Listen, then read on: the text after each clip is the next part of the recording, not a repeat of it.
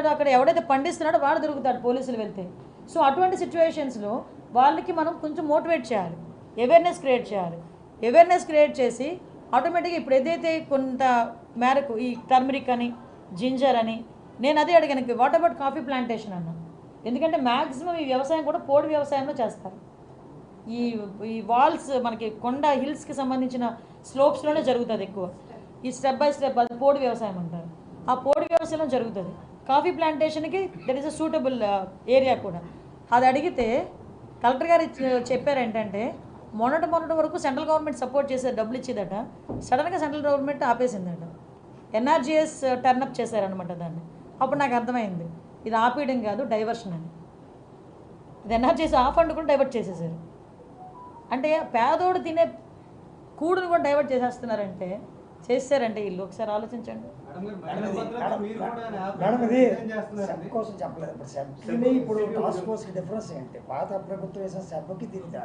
ఇది task force అన్నది exclusively ఈ గంజాయిని అరికట్టడానికి ఇమీడియట్గా మేము అనుకుంటున్న ప్రొసీజర్.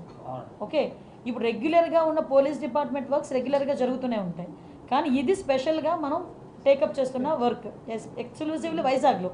నేను ఇంకా స్టేట్ లెవెల్లో ఉన్న ఇష్యూస్ గురించి ఇంకా నేను మాట్లాడట్లేదు. మైదాన ప్రాంతంలో ట్రాన్స్పోర్టేషన్ జరిగి ఆల్రెడీ యూజ్ చేస్తున్న వాళ్ళందరూ ఏం చేస్తున్నారంటే నేరాలకు పాల్పడుతున్నారు. ముందు అది ఎక్కడొకటి కంట్రోల్ అవ్వాలి. కంట్రోల్ అవ్వాలంటే ఒక భయం క్రియేట్ అవ్వాలి. పోలీసుని చూస్తేనే భయం క్రియేట్ అవుతుంది. దానికి టాస్క్ ఫోర్స్ ఉండాలి. అది నేను చెప్తున్నాను.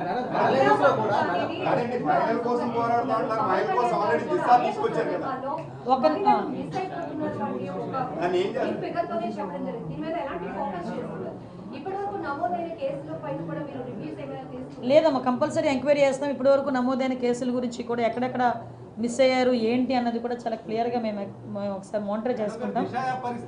చెప్తాను. దిశ ఏమో కానీ నాకు దిశ వచ్చింది. అక్కడ దిశ యాక్ట్ ఏమో తెలియదు కానీ నాకు దిశ కనిపిస్తుంది. ఇప్పుడు దీన్ని ఏం చేయాలన్నది విషయం ఏంటంటే అమ్మ, దిశ యాక్ట్ లేదు. ఆ విషయం పాత మాజీ హోమ్ మినిస్టర్ కూడా మాట్లాడింది, డీసీ గారు కూడా చెప్పున్నారు ఆ రోజు. కానీ దిశ పోలీస్ స్టేషన్లో అయితే దిష్టి బొమ్మలా కనిపిస్తున్నాయి. అది దిశ పోలీస్ స్టేషన్ కాదు, మహిళా పోలీస్ స్టేషన్. డెఫినెట్గా మార్చబోతున్నాం. మహిళా పోలీస్ స్టేషన్ యాజ్లీజ్గా మహిళా పోలీస్ స్టేషన్ల కింద ఉంటాయి. మేడం, ఈ 5 సంవత్సరాలు కూడా టీడీపీ నేతల మీద చాలా కేసులు పెట్టారు, మీడియా మీద కూడా కేసులు పెట్టారు. కొంత వైసీపీతో అంటకాగినటువంటి పోలీస్ అధికారులు ఉన్నారు. ప్రక్షాళన ఎలా జరుగుతుంది ఏమంటారు? నేనైతే ఇందాకే చాలా స్వీట్ వార్నింగ్ ఇచ్చాను. అది ఎలాంటిది ఇచ్చానంటే ఒకరోజు చెప్తాను, రెండోసారి చెప్తాను, మూడోసారి చెప్పను. ఇదైతే చాలా క్లారిటీగా చెప్పాను నేను. ఇంకొకటి, ఏదైతే కేసులు ఉన్నాయో అంటే వాళ్ళు లాస్ట్ 5 yearsలో వాళ్ళ పరిస్థితి ఎలా అయిపోయిందంటే పని చేస్తున్న పక్కన పెట్టుకున్నారు. వాళ్ళకి పని చేస్తారు అనుకుంటే వాళ్ళు ఏదో పని చెప్తే వాళ్ళు చేసే వాళ్ళని పక్కన పెట్టుకున్నారు, మిగతా వాళ్ళందరినీ దూరం పెట్టారు. సో ఈసారి ప్రక్షాళన అనేది చాలా హెవీగా జరుగుతుంది. ప్రక్షాళన అయితే జరగడం ఖాయం. 1 minute ప్రక్షాళన అయితే జరగడం ఖాయం.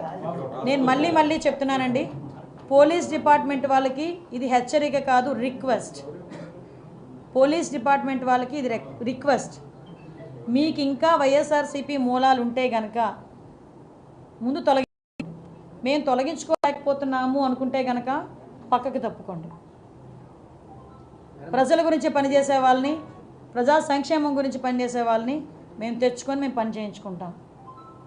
ఇది రిక్వెస్ట్, నాట్ ఏ వార్నింగ్.